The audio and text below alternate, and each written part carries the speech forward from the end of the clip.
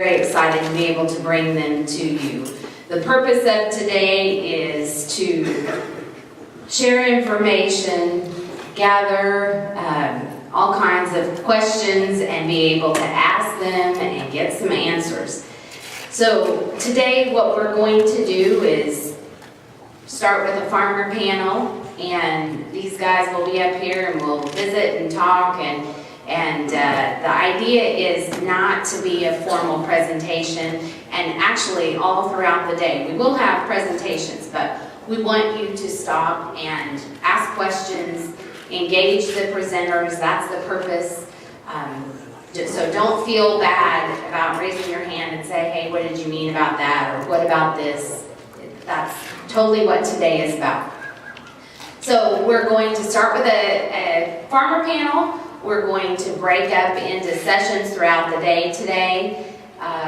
We've got 5 different sessions and 4 different times to view them. So you're going to have to be a little selective here in the morning. The morning sessions are different than the afternoon. We've got Improved Digestibility and Quality by A.J. Foster. That's in room A, which is over here. We have Feed Value Matters by Courtney Duxbury, which is also to the right and down the hall. And then Irrigating Alfalfa by Bruce Anderson, which is over on this direction. So when we get ready to leave, I'll go over those again. But you'll have to, you might be thinking about it at this point. You need to choose 2 of those 3 sessions to attend this morning. We'll be back in here for lunch, and then we will break up again for the 2 sessions in the afternoon, the Agronomy of Alfalfa and then Managing Salinity by Don Miller. So that's the schedule for today. High Plains Journal is really excited to be able to bring this session to you, and we're more than excited to have a number of people that are able to share in that with us. And I would like to ask, I guess, I don't know who's going to speak for Alpharex. I should have asked that. Dawn, are you going to welcome the crowd and just say hey and why you've been and why Alpharex has decided to sponsor this?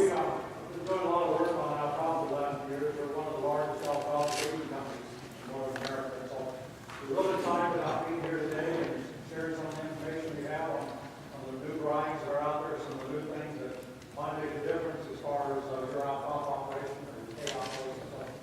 So, like you said, later on today I'll be a problem on Sunday and also on a little bit. And we're excited about the products we have. Okay. And I'd like to invite Dave up to say a few words on behalf of New Holland. Thank you. I'm Dave Murdoch. I'm the product specialist for New Holland for this region. We're very pleased to be here today as part of this event. Glad to see the tremendous turnout here. We're going to be talking just a little bit about technology and profit during lunch hour, along with Don over there from Alfalfa. So we're very happy to be here, and we're very pleased to be part of this event. Hey Kylie, could you have them turn this down a little bit? It's really loud. Okay, thanks. All right. So I'd like to welcome to this. Well, one other thing before we get started. If you are in need of CEU credits, you're able to sign up at the table for CEU credits. But you need to do that as soon as we get done with the farmer panel, okay? Sign in and sign out, I think, is the traditional way that we do that. And so be sure and stop by that table, the registration table down at this end to get signed up for that. Okay. So today, the information that we present to you will be additionally available on alfalfau.com after the event's over. We've done 2 sessions already. We did one in Sioux Falls, South Dakota, and then one in Grand Island, Nebraska in the middle of a blizzard. So we were thinking, last week when it was about 80, that would be about right for the plains. We have blizzard for one of the events and 80 record degree high temperature spread of the other. So we hope that you are able to go on that website and see other presentations from other areas. There are, not every session is the same at each place, and so if you would be interested in additional information, you can certainly go there and see those things. So first we're going to start off with the farmer panel. So I'm going to ask the gentlemen in the crowd that are going to be on the farmer panel to make their way up here. And while they're doing that, I will read their bios. All right. Matthias Hilger grew up in southwest Kansas on an alfalfa farm. Hilger worked as a farmhand from the time he was 16 until 2006, where he worked mainly in Carnegie County. Hilger became a farm manager in 2006 and moved to Stanton County to manage 12,000 acres, 5,280 being irrigated. In 2013, his bosses moved him to Browers County to manage 9,900 acres, 5,000 of those being alfalfa. From 2006 to the present, Hilger has been the farm manager at Alfalfa Farms, Granada Farms in Stanton, Hamilton, and Browers counties. And they grow, like I said, mostly irrigated alfalfa, triticale, forage sorghum, and corn. Okay? Matthias, you want to weigh? Yeah, okay. Tony Watts. Tony's right here. Tony graduated from Fort Hays State University with a Bachelor of Science degree in Ag Business, earned his CCA certification for Kansas in 2006, and has been a member of the Kansas Association of Independent Crop Consultants for the last 6 years. He grew up on a cow-calf dryland wheat farm in south central Kansas, which produced enough alfalfa and forage for the cows. For the last 25 years, he has focused on agronomy as a crop consultant in southwest Kansas. Personal experience and communication with consultants has been very valuable for understanding the environment in which he works. Watts is presently providing service on 3,000 acres of irrigated alfalfa, learning to deal with volatile, variable, and rapidly changing and unfamiliar weather patterns, which sounds like Kansas, has proven to be the most difficult obstacle to overcome for consistent high-quality alfalfa production in the southwest region of Kansas. Okay, Kevin Melvin. Kevin grew up in East Tennessee and is employed by Morningstar Farms as the alfalfa manager. He has held this position for the past 11 years. Morningstar Farms is a diversified irrigated family farm headquartered in Greensburg, Kansas. The main crops grown are corn, alfalfa, soybeans, and wheat. Melvin oversees the market development, harvest, storage, and shipping of all forage products. Morningstar strives to produce dairy quality alfalfa and currently services customers in 28 states. In addition, Morningstar bales wheat straw, Sudan grass, corn stalks, soybean stalks, and milo stalks. Melvin resides in Pratt with his wife Sarah and their 2 sons. And last but certainly not least is Austin Noakes. Austin started producing alfalfa in 1999 after working for a local farmer who also produced alfalfa for 5 years. The business has grown from a rented tractor and baler to a fleet of modern hay equipment serving customers in 4 counties. Noakes Hay Service operates a hay farm south of Albert, Kansas, in addition to doing custom hay work for other people. The farm is focused on raising quality alfalfa using no-till and a variety of winter and summer crops between alfalfa stands. The hay is put into large square bales and shipped to dairy and beef operations. Noakes attended Barton County Community College on a meat judging scholarship. He went on to receive his Bachelor's of Science in Econ from Kansas State University. Noakes is married to Kathy Noakes, and together they have 3 children, Leah, who's 8, Ella is 6, and Cole is 14 months. So please help me welcome these 4 guys up here to the front row.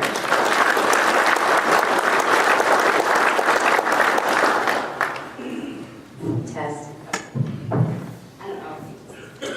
I'll just pass that back and forth. I want to start by allowing you guys to expand on the bio that I read and give us a little bit of information about your alfalfa in particular, but also the rest of the things that you do in particular. Well, I think it's just important I say as a consultant, I hope I've observed or learned half as much as you guys know and hear about alfalfa. where you produce it, you're going to be closer to it than I am. But one advantage as a consultant where I check different farms in different areas and different soils and different water and different management, I can see things that make sense sometimes, that you can kind of follow the patterns and learn how to make things work that way. And that's where I see the advantage of a consultant, to be able to figure some stuff out once in a while. It's easy to get caught into a year where, like last year, we had eastern Kansas weather and nothing happened like we've ever really seen before, I've ever seen before in 20-some years here in western Kansas. And it's easy to get caught in patterns that don't always make sense for what we're trying to accomplish. And I've seen some guys cut some things out that really probably shouldn't have been cut out. The things that work that could have been used again, and it just, it's really hard to keep trends going sometimes that are good. But it is a challenge with it. The water table's falling off a little bit, and how to manage good hay with low water and not overspending the budget on fertility or other things like that. And I've seen some things that work, and I hope some questions come up that we can talk about things like that I think can help. So it's great to be here. I expect to learn more than I am able to help you guys learn too. So thanks. Matthias Hilger. She pretty well covered most of mine right now in the bio. I do a lot of field work with alfalfa. I got a lot to learn. Hopefully I learned quite a bit today. That's about all I got. I'm Austin Oaks, and as she said, we live south of Alfalfa, Kansas, which is west of Great Bend. I've pretty much put up alfalfa my whole life. I've had a chance to work for a lot of different people in our area, and as Tony was saying, I got to see a lot of different stuff. I got to see what worked really well and what didn't work, and we just tried to pick up on that and implement it on our farm.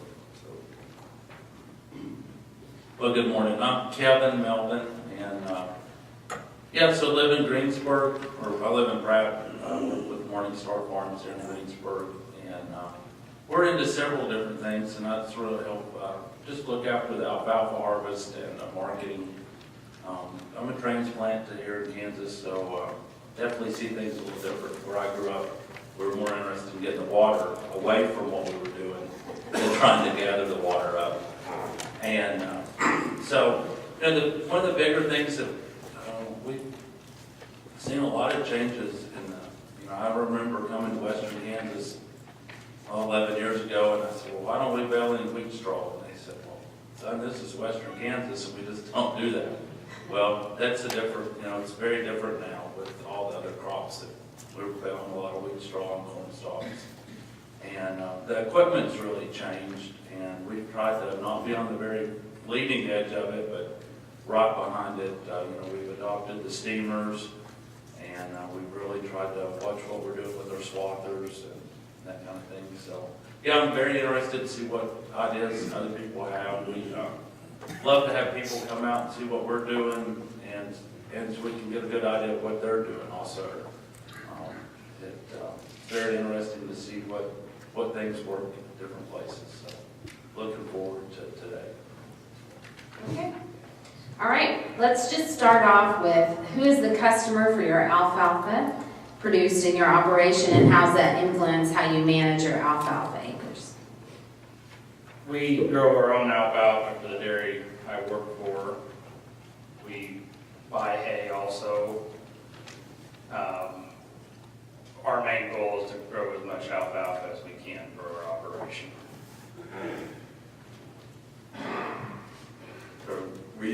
We try to focus on putting up dairy hay most of the time. It's not always possible with the weather, as everybody knows. We've had our own cows to try to clean up our mistakes. Currently, we don't have any, but it's just something we've done in the past. On selling the hay, we really try to service the whole spectrum of the smallest guys that are going to hand feed hay to like Amish dairies to the biggest of the commercial sized dairies, just so that we just feel it sort of helps with the risk that some years, some things work better than others. But we're definitely on the alfalfa striving to have a dairy quality product that's stored in a shed in large squares. Okay. What 2 or 3 key management practices help you consistently produce high yields and high quality? The thing that I've seen that's been the most effective has been fertility.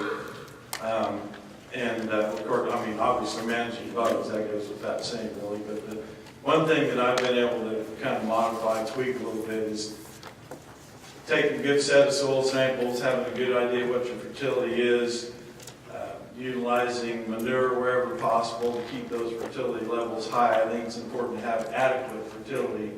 But with the heat and the type of weather we normally have in western Kansas, I've been utilizing more foliar type products with insecticides and some fungicides, and it's helping. It really is helping to keep the quality of the hay up. Not always able to hit dairy quality hay on some of these smaller wells, but keeping the quality as high as possible at a minimal cost, and trying to factor that in, using those products into a budget, and really work, and it really is stabilizing production and quality too. That really probably has been the main thing for me. Hybrids, obviously, they do make a difference, and we're seeing a better differentiation, I think, in some of the newer hybrids of the new breeding we've seen in the last 5-10 years, especially since Roundup Ready Hay came out, and it really is good to pay attention to that. So what 2 or 3 key management practices help you improve quality and yield, I guess, as well? One of the big ones that I think I need to do is to be doing your cutting schedule on time to get good quality. Obviously, weather changes that every day. Good fertility, and that'll help us to grow better alfalfa. I think the first thing, we went to doing all of our own spraying on our farm, and we have a good working relationship with our crop consultant, and that's helped us with timing issues and finding new chemicals that are available. I think another big factor for us is we have a lot of employees throughout the summer, and just trying to train them and help them understand what our equipment does and what we're looking for. And lastly, I think one of the biggest things is we spend a lot of time traveling, looking at either equipment or hay farms, and you get to see a lot of different ways of doing stuff, and it's brought a lot of ideas into the farm, so you're going to make mistakes no matter what happens. Just don't give up and just keep trying. Well, for us, I sort of second what Austin says about traveling. It's so important to what we're trying to do to get out and see different things. One of the things I picked up maybe in 11 or 12 was we ended up with a roller while I was up in the Dakotas, and they were rolling rocks in the ground, but got to looking and talking. And we thought, well, we probably don't need a roller, but now we roll all of our alfalfa ground and seed it. We're even rolling some ground this time of year that we don't want to harrow, that's maybe a little too sandy. And we've gone to rolling pretty much everything for our neighbors. It just really helps with the seed soil contact. But that's just one example, but what we're doing on the quality and the yield is, and used 2 years ago we were putting hay up, it seemed like all month, and it was just 6 months of just, you never got a chance to catch your breath. But we've added some swathers and some raking ability. We used to try to bale a couple circles a day. And so once we added some rakes and swathers, we have ended up investing in these steamers. We're down to where we can do it cutting in about 8 to 10 days. And that just helps so much with the quality, because we can be there in a timely manner, but yet we don't put ourselves in a, if the weather is a little suspect, it gives us a little bit of flexibility to maybe wait out some weather. And so we really feel like we've cut down on how much hay we get rained on, and at the same time, we feel like we're able to get there a lot quicker. And that's really changed what we're doing the last 2 or 3 years. Okay, good stuff. Tell us about the management practices on your farm or the farms that you consult with. Seeding rates, fertility, controlling salinity, pest management, all those good things. Like a little question, just a little question, right? I'll go fast. I'll answer the seeding rate. Okay. Since that was the first one on the list, because that's one of my favorites. And I've seen hay planted at, low rates at 5, 8, 10 pounds, and seen how those stands progress in 5, 7 years. And I've seen the fields planted 20, 30 pounds, some more, some usually by accident to go higher than not. But I really stand strong on a minimum 20-pound seeding rate. I've seen guys plant 10 twice, and nail it, just get it right down to a couple of pounds. But those stands are always more persistent. They produce more consistently across the field, and the weed control is easier too. I'm not going to say it's always 100%, but I really think that's a major key factor. Look at it. If you've never tried that, 20, 30 pound seeding rates. Even I have on the farm that I grew up on, they've gone, the first time they tried the Cisco, they planted it at over 30 pounds accidentally, but it worked so well that, they're sticking with that. They now intentionally planted 35 pounds this last year, ground hay in south central Kansas, and production is up, quality is up. It's a good thing to do. We're going to have a pretty good issue with salinity on our farm. We're close down to the river. We've got pretty salty water. Best thing I've seen for salty water is let it rain. I'll push it through. We haven't used a lot of products yet. I'm hoping to learn some today about some of the products we can use. And we'll be, in the future, be looking into what we can do for salinity. On our farm, we typically plant anywhere from 12 to 15 pounds of seed per acre, and we try to always do it in a no-till situation behind wheat stubble or some type of small grain crop. We plant our hay with a John Deere air seeder, and we went to splitting our 15 pounds an acre. We've been putting like 7.5 pounds 2 ways, and we really like how it's increase the stand density and just the overall appearance of the hay. And I'm excited to see how, if it makes the stands last longer, or the results we get out of it. Fertility wise, we have been in the practice of putting on about 20 ton of manure before we went to hay to cover our phosphorus needs for where we're at. That's changed a little bit because they started charging for the manure. That instead of just the hauling and spreading, we're also getting charged for it. So that's something we have to look at, how we're going to handle. I think that's about it. Well, for us on the seeding rate, we're all irrigated, so we shoot for 22 and usually end up about 24 to 5. It seems to work pretty good for us. We've, the vertical tillage machines the last few years have really helped. But I can't stress how much, we really think the roller makes a huge difference where we're at. We're not so much in the Roundup hay. I guess we've got some hay ground that we feel like we want in alfalfa, and we want it back in alfalfa as soon as possible. But then, really we're a corn farm, and so this alfalfa is just a rotation. That ground, we try to stay away from the Roundup ready hay. Of those circles, there's maybe one that's right up now. So that's sort of where we're at with that. We split our dry fertilizer application. I'm sure that's pretty standard. we're sort of like Austin, some of the manure, we'd like to have more, but that's, we're sort of out in the middle of nowhere, as far as being a little ways from feed. Doesn't always pencil out. Okay, time for questions. Anybody in the crowd have a question? All right there. Go ahead. How long do you get a stand? How long do you get to stand?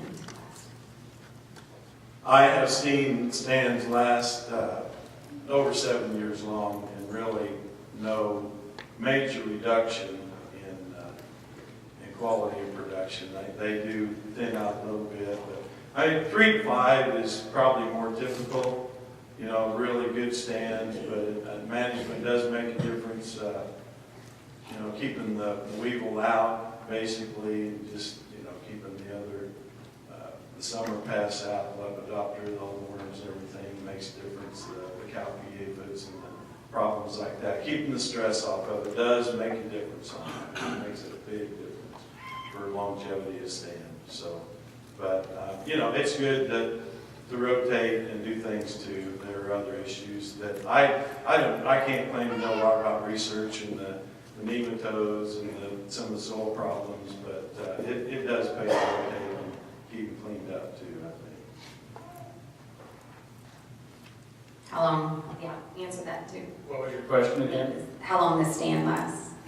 We're typically going at 5 to 6 years on a stand. It does depend on our ground, if it's some sandier ground or hard ground, and what pest pressures we have. If we control them right, then we'll take it a little longer if we can. I guess I have to go back to management of the stand. I'm looking through pictures. My oldest daughter, she's 8, and she was standing on the drill helping me pour seed in the drill. And the field that she was helping me with, we don't have. And one right across the creek we still have. And I just think it just depends on the ground.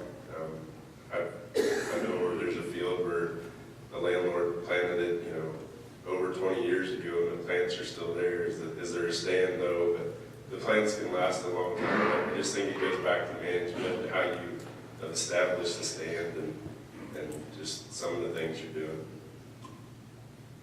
Yeah, we're in that five-year deal. Sometimes we'll stretch to 6. These MAFAs have the water issue. Like this year, I gave a couple circles where we were on 5-year plans and just didn't really have enough water to grow corn and thought we'd leave them in every year. But I think that as I travel around and talk to people, sometimes people say, well, we leave them in till we see a downturn in the yield. And I hope that, I don't really know if that's the right answer either. I think you've got to somehow have enough foresight to get it pulled out before you notice a turn down in the yield. So that's sort of where I'm at. Okay, where was our other question? Right there. Yeah, I wanted to ask you to tell us a little more about the rollers, size and weight, and what type of soil types you're on. Okay, so the question is about the rollers and the soil type you're on. Is that right? I use the roller ourselves on our farm. We don't get to roll everything every time we plant, but it gives us a lot better seed bed to plant in. We go from sugar sand down to river bottom ground that's real heavy and cloddy. It helps out a lot on the hay stand. I prefer not to plant without it. Yeah, everything we've got would be sandy. We've got some that would just be pretty much a class 6 sand. Just the nastiest sand you can imagine. And that's the stuff that, like this time of year, we don't, as dry as the top of the ground is, we're a little cautious to be out there with a harrow. But I'm sure I'm the only one who has a gopher problem. And we're using that to sort of knock the gopher mounds down, get them leveled off, and figure out which ones are still there so we can go after those guys.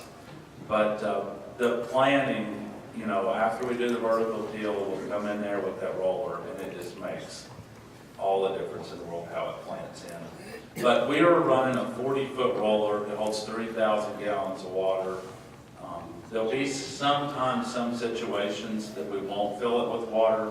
It weighs up about, I think it's right at 1,000 pounds per foot when it's loaded with water. And we're even we've, the last 2 or 3 years, switched from 30-inch beans to drilled beans, and we're rolling all of those before we drill them. And we sort of toyed with the idea of maybe rolling a few soybeans once they get up 3 or 4 inches. I've seen some guys do that, but take a lot of nerve to take a roller to a perfectly good stand of beans. I wonder how many varmints we can talk about today. We've got possum and gophers. So bonus points to any speaker who talks about a different kind of varmint today. Okay. More questions? Over here. What are you using for your gophers? What are you finding with them, if anything? Use everything you can find. We've been doing a little bit here lately. We're doing 3 different baits with the gopher. And we'll be seeing pretty soon how we're doing. Yeah, I thought that was I was talking to Matthias yesterday, and he said they were mixing 3 different types or brands of bait, and just something I'd never thought of before. Yeah, I'm with Matthias. I mean, we'll do almost anything we can think of, but this year we're really sort of at war with them.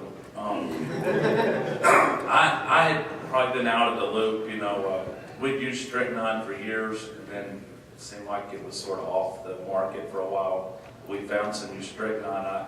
I think it works way better than the zinc phosphate, but to the last couple of years we'd never trapped him, and I like the traps because I like to see them.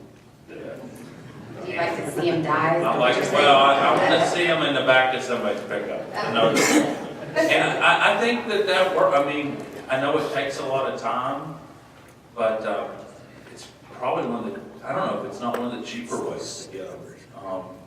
And if you can control on the outside, I mean, we all know that really helps. But then the thing that we're experimenting with now is we're using carbon monoxide.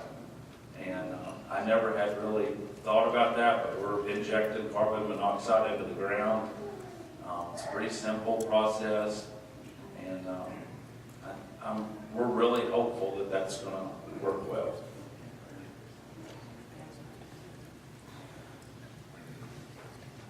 Obviously, the gopher getters help, but some years it seems like they help more than others. But I heard a presentation, it's been about 10 years ago, a long time ago, a guy from K-State, I wish I could remember his name, but one thing that I see that a lot of people do is just going continuously around the fields, and one thing he said that I still don't see a lot of people doing is not leaving that in the ground all the time, more than 100, 200 yards at a time. And I realize it's going to wear the rig out. But what he claimed was that, and he'd been doing this a long time, he knew, but he says that just makes a super highway for those gophers to go for a long ways. If you'll raise those up out of the ground periodically, 5 or 10 feet or whatever, and then put them back in. He said that makes a tremendous difference. So that's the one piece of advice that I think is helpful.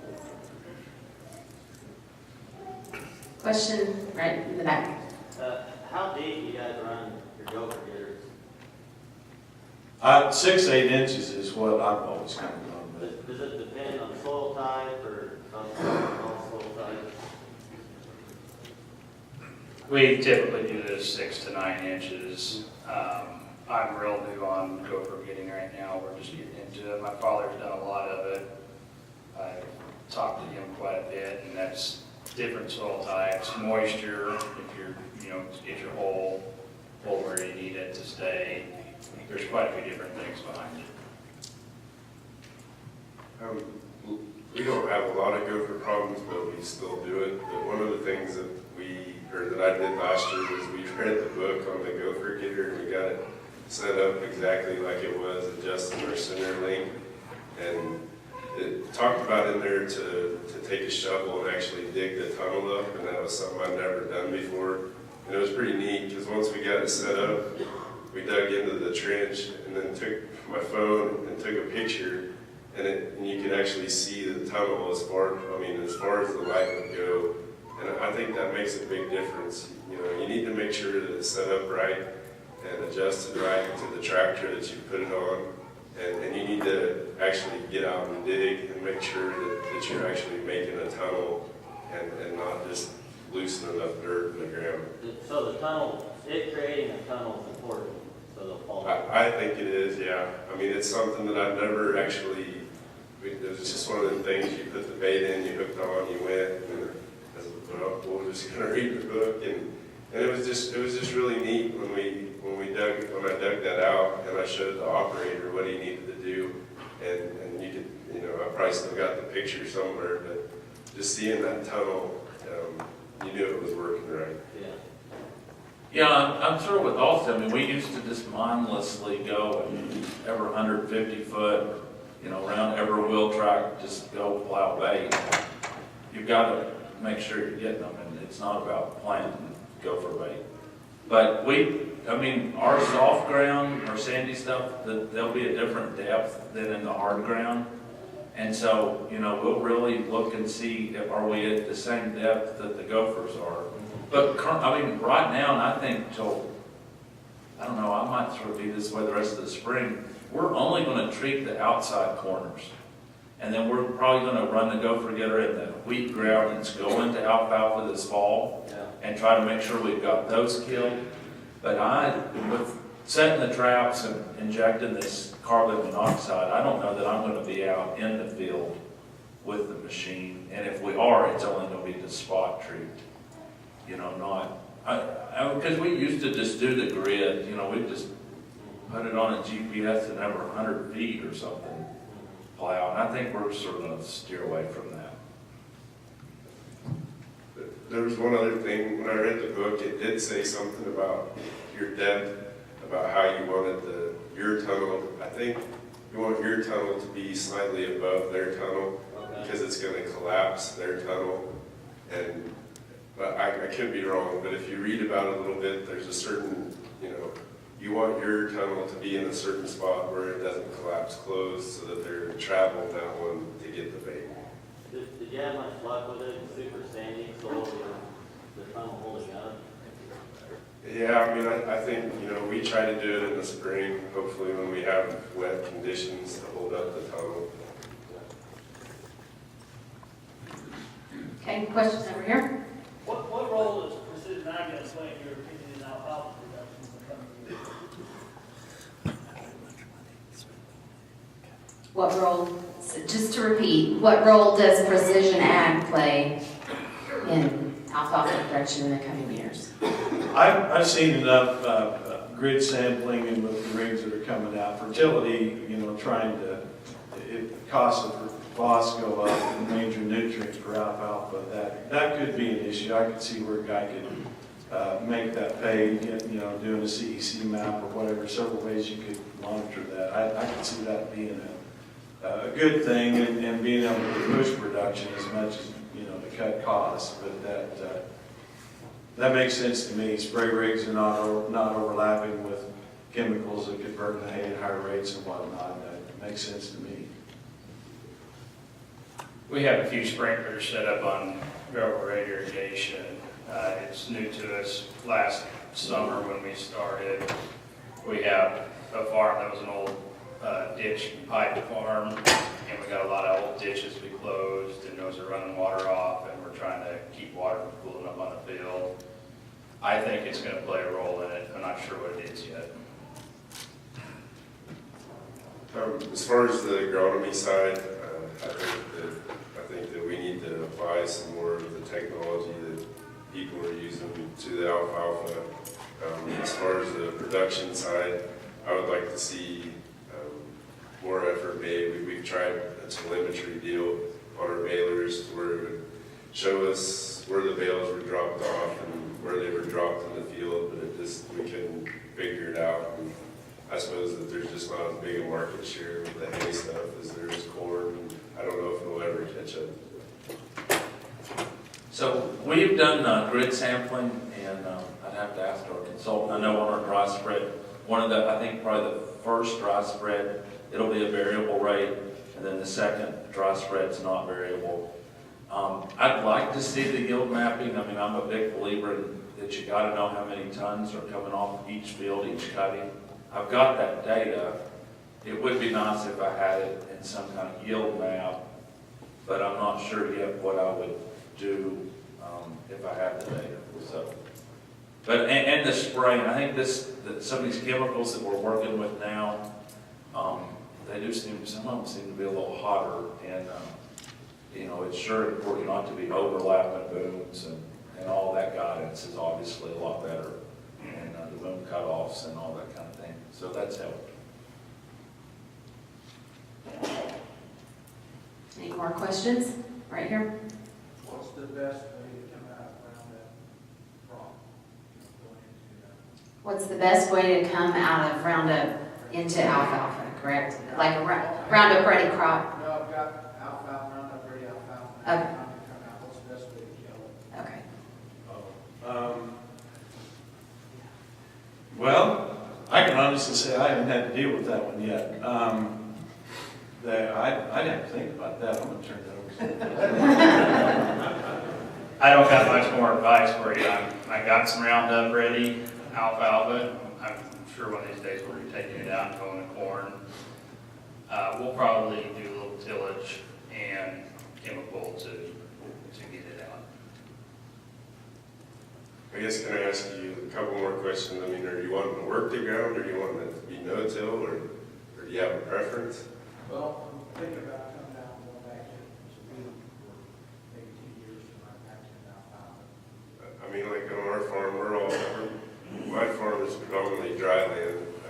We'll take 1 to 2 cuttings off of the hay, and then we'll let it get, you know, it just depends on the year. Sometimes we don't get much growth, but we'll get 6 to 12 inches of growth, and we'll go in with like Banville, and which Roundup's not going to help you in your situation, but just some chemical mixture like that. One thing we have been doing is we use Chateau or Tuscany, which is the generic version of Chateau, and the ground that's coming out of hay, we go ahead and apply that product to that alfalfa, and we're getting to where we just have one burn down to kill the hay, and that's all the chemical spray we're putting on until we go wheat that fall. Yeah, I'm not really sure either on the chemicals. I always, you know, people ask about corn or this or that, and I always tell them I'm just a hay guy to the farm. But, you know, I think, you know, the alfalfa we've killed in the past with, you know, the good old undercutter will get it over time. So I think that's probably, I don't know if that's not the best answer. He thought of an answer. The Express or the Infinity Broad Spec, I'm sure most of you guys know it's a weed herbicide. Those do work to kill alfalfa. That would be the first place I would look. Obviously, I'd want to talk to the reps and, you know, get their approval on that, and, you know, try to get adjuvants and everything set up.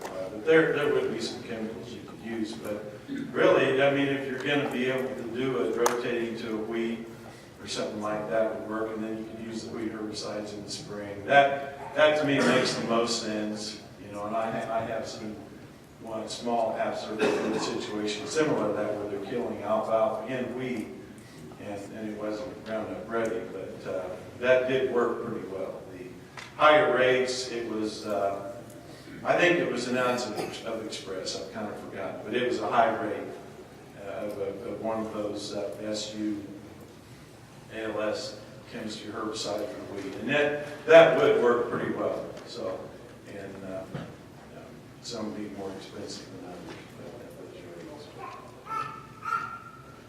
What other questions?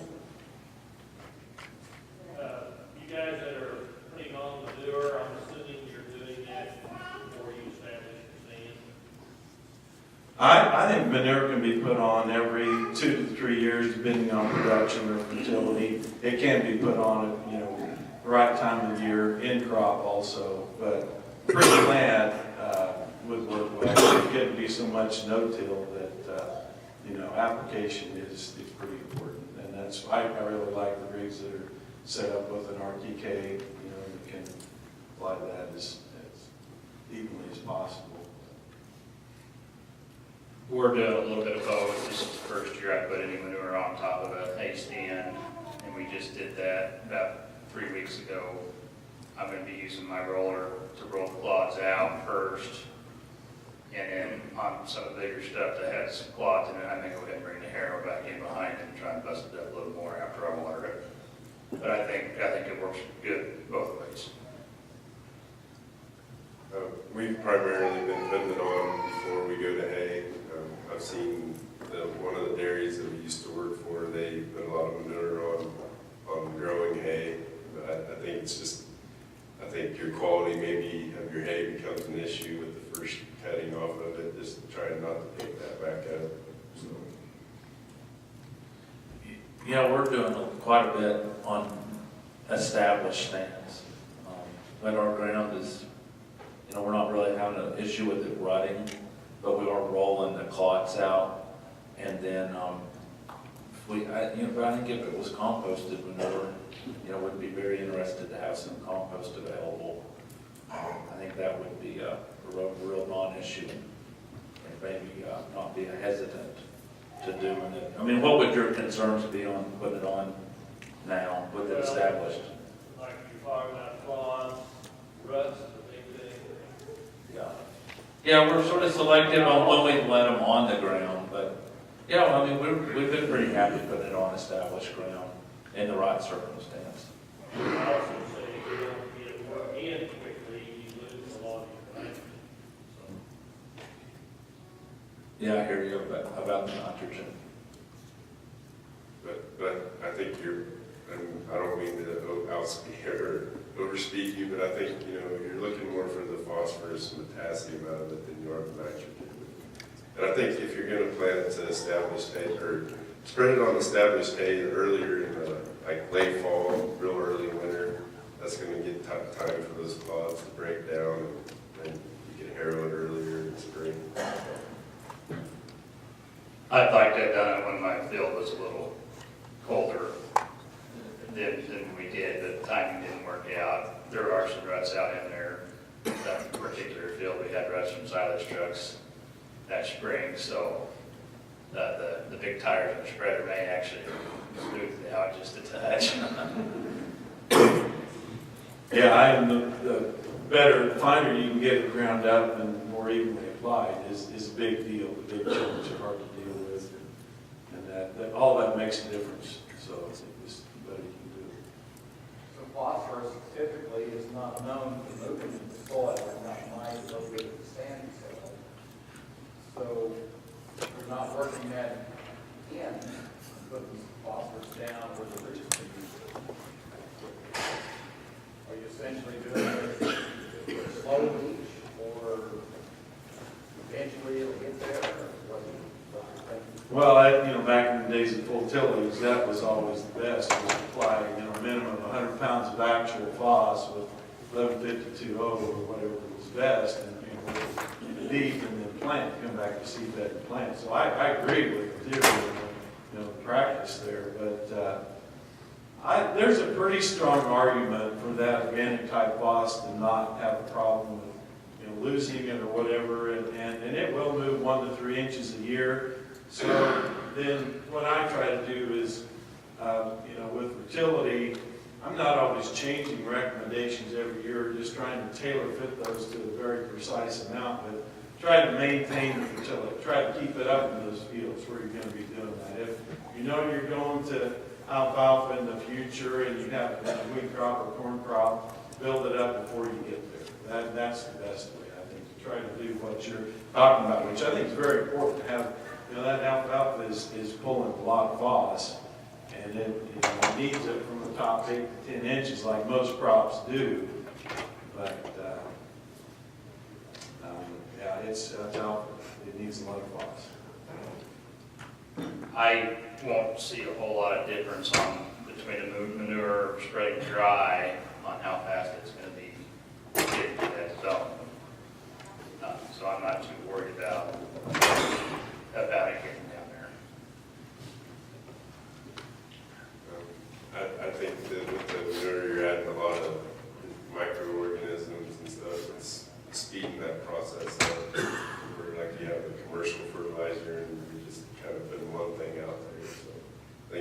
be something you might want to keep in mind. Yeah, I'm with Austin. I mean, I think we like it. It's a little more organic kind of product. And I hear you, but a lot of the ground that we've got the alfalfa on it, you know, anything's going to leach through it pretty quick. And the sand. And, but yeah, if it was harder ground, I would be maybe a little less inclined to do manure. But I think when you look at where we're at, it's just pretty sandy.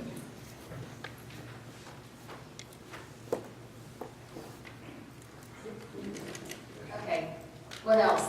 We have like 2 minutes, guy in the back. Do you find you have a lot more weed pressure when you're putting manure on? That's why I like to do it before we establish the hay, and it gives us one good chance to flush the weeds up and get them taken care of.